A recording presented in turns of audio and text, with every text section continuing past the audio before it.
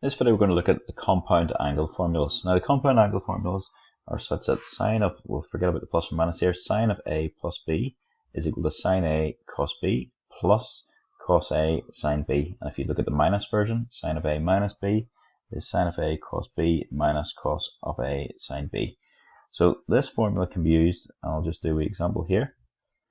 Sine of 90 then, you could look at sine of 90 and break sine of 90 up as sine of 60 plus 30, which is the same as sine of 60 times cos 30 plus cos of 30 times cos of 60, times sine of 30. So that's root 3 over 2 times root 3 over 2 plus a half times a half, which is 3/4 plus 1/4, which is equal to 1. And we know that sine of 90 is equal to 1. So you can see for these two values it does work. There are, that is not a proof that I've done. It is just showing you that it does work here, but a proof would be a different thing. You'd have to prove this thing algebraically. The proofs, we do not need the proofs for these, but we can just accept these formulas, and these are given in your formula booklet.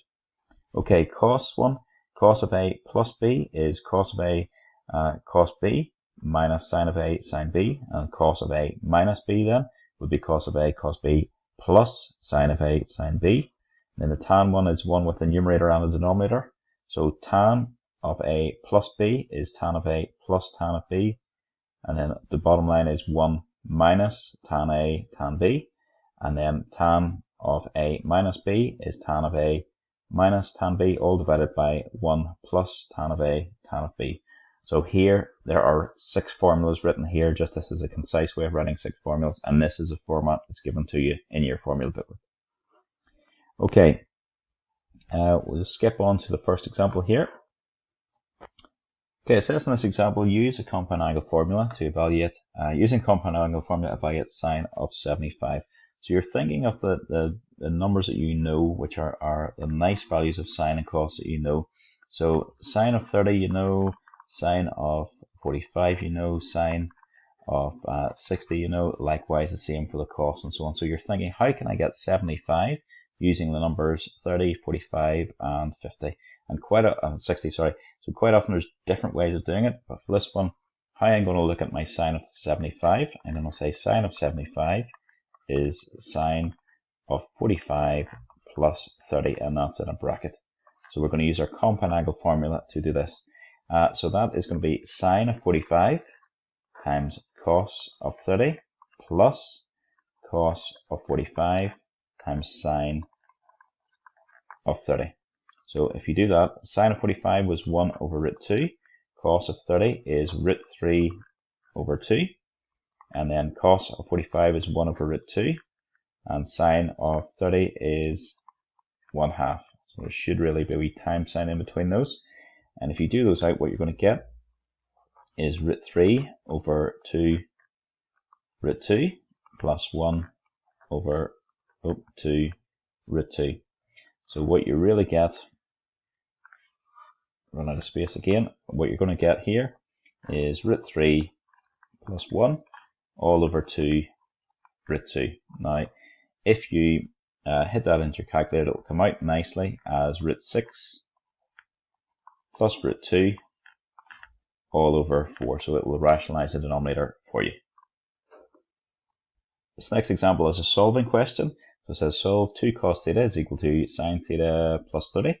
So first thing I'm going to do is just write that out again, but this time I'm going to expand the right hand side using the compound angle formula. So that becomes sine theta times cos 30 plus cos theta times sine 30. And then I'm going to calculate whatever I can. So it's going to be 2 cos theta is equal to cos 30, is root 3 over 2. So that becomes root 3 over 2 times sine theta, and sine of 30 is going to be half, so it's going to be a half times cos theta. I'll bring all my cos's to one side, so I'll bring all my cos's to the left hand side. So I've got 2 minus a half, which is going to be 1.5. I'm going to write that as 3 over 2 cos theta is equal to root 3 over 2 sine theta. So I'll just explain what I did there. So all I did was I brought that across to the left hand side. So I have 2 cos theta minus a half cos theta, which is 3 over 2 cos theta. All I'm going to do then is divide across by the cos theta. So this cos is going to go across the other side and divide. And cos divided by I'm just going to show all my steps there for that. That's going to be root 3 over 2 times sine theta over cos theta.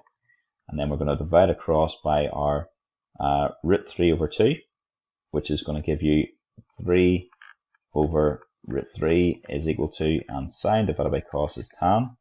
So you've now got tan theta is equal to 3 over root 3. So tan theta is equal to 3 over root 3. From here, basic angle, and basic angle I'm going to get is 60. And then we're on to our cast diagram formula, or cast diagram, and it's tan. Tan is positive in the A quadrant and in the T quadrant, and we'll put our 60 degrees in here, and 60 degrees in here. So if that's my 0, I'm going from 0 to, there's 180, that would be me all the way back to 360.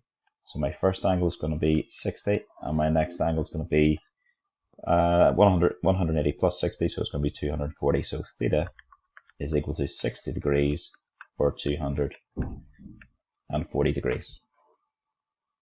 Similar sort of example here, it's a solving one. A wee bit different actually in that we're doing the reverse process. So the first thing I'm going to look at is what we have here. We've got cos theta cos 20 plus sine theta sine 20. So I'm just going to write down a wee identity, which is the following. It's cos of A minus B is equal to cos of A cos of B plus sine of A sine of B. So this is what we have, our cos theta cos 20 plus sine theta sine 20. So really it's the same, this whole thing is the same as cos of theta minus 20 is equal to 0.5. So that's really what we have.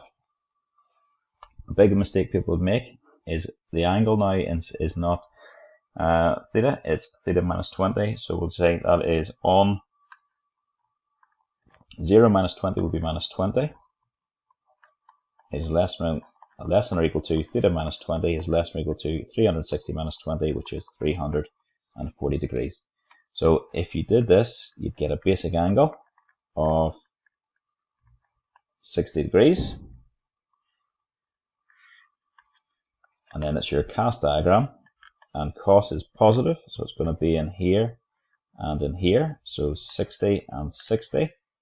So I'm allowed to go from minus 20 to 340, so this would be minus 60 if I went back the way, so that's not going to be any good to me anyway. So my two angles are going to be 60 and 300.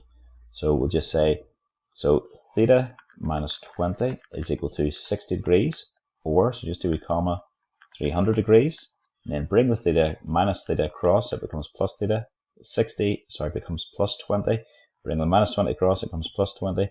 So 60 plus 20 will be 80 degrees, and 300 plus 20 is going to be 320 degrees. So just check your answers in the original range. The original range was 0 is less than or equal to theta is less than or equal to 360. So they're both good, so I know I'm okay. Okay, it looks like there's a lot to this one. It says, given that sine x is equal to 3 over 5, cos y is equal to 5 over 13, where x is obtuse and y is acute, find out, without use of a calculator, find cos x. So for part 1, it says x is obtuse. We're told, we'll just do a right angle triangle. So there's my x. Sine, remember, is opposite over hypotenuse, so 3 and 5.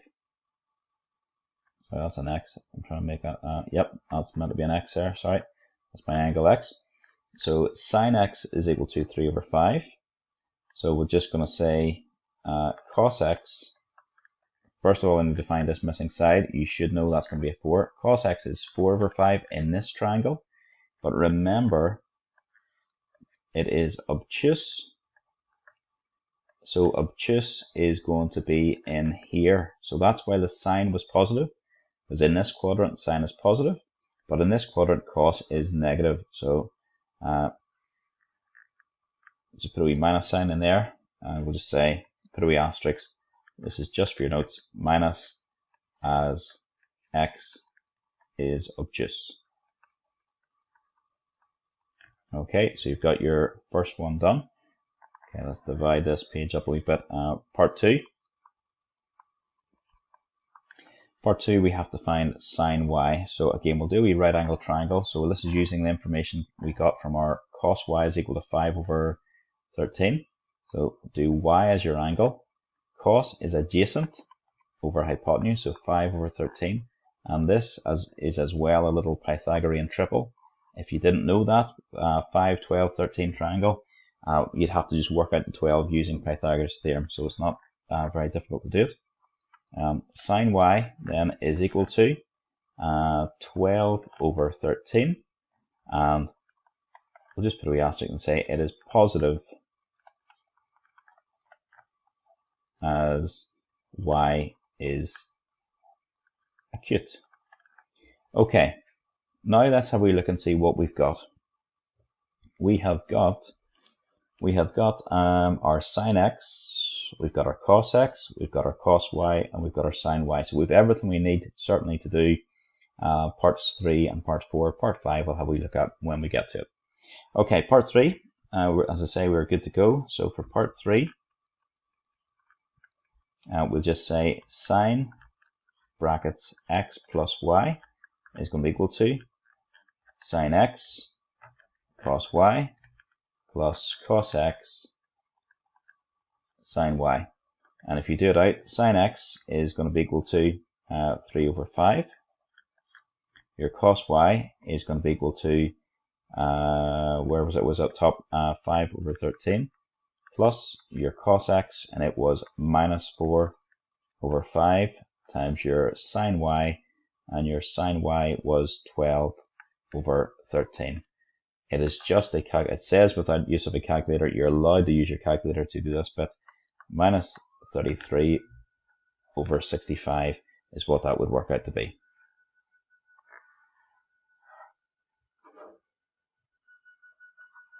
Okay, next thing we've got to do is find cos of x minus y. So cos of x minus y is going to be cos of x, cos of y plus sine of x, sine of y. And again, it is just firing in, substituting in all those values. Cos of x is somewhere. Cos of x is minus 4 over 5. Cos of y is 5 over 13. Plus my sine of x, and sine of x was given in the question as 3 over 5. Sine of y we had worked out to be 12 over 13. So again, fire that all into your calculator, and it came out for me as 16 over 65. Okay, last part of this question. It asked me to find tan of x plus y. Now, look at what you've done previously, and I've already found I've already found sine of x plus y. So if I have cos of x plus y, tan of x plus y is just this one, sine of x plus y divided by cos of x plus y. So I'm just going to say, first find cos of x plus y. So cos of x plus y is going to be equal to cos of x, cos of y minus sine of x, sine of y. Now, if I had set this one out a wee bit better, maybe done an extra line and done this bit of working out and this bit of working out, I would have had this all done for me, but I haven't. So I can just write down what it is, but I'll have to punch it all back into the calculator again. The only difference between this one and this one is this sign will be minus. So I can copy a bit from up above. So that was minus 4 over 5 times 5 over 13, this time minus, and it was 3 over 5 times 12 over 13. Again, punch that into your calculator, you'll get minus 56 over 65. And therefore we'll say our tan, remember what we're actually looking for, tan of x plus y is equal to sine of x plus y divided by cos of x plus y, and then whatever that's going to be, going to be a room here, so that is going to be equal to, and my sine of x plus y, we had said that was minus 33 over 65, and then divided by our cos of x plus y, which we've just worked out to be minus 56. Sorry, that was sine of x plus y was minus 33 over 65. Then the cos of x plus y was minus 56 over 65. And if you do that, you're going to get positive 33 over 56. Okay, just so you know, we could have done this question by working out tan of x, tan of y, and then you could have found just tan of x plus y directly. I think because we'd already worked out the sine of x plus y, this is a slightly more efficient way of doing it, but there wouldn't be much in it, to be honest. Okay, folks, you're now ready to do, it's topic 5. Trig B we're on to, and it's exercise 1, and I think that is us.